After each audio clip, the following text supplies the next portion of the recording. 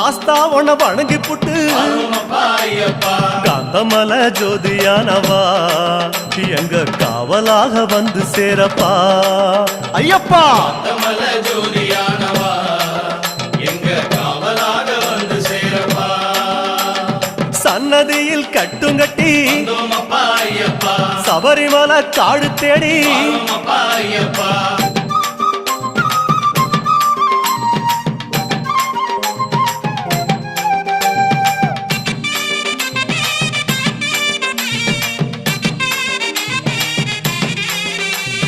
பெருவழிதான் திறந்திருக்க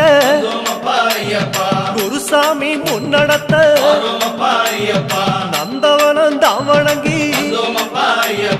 கொடிநடையா தான் நடந்து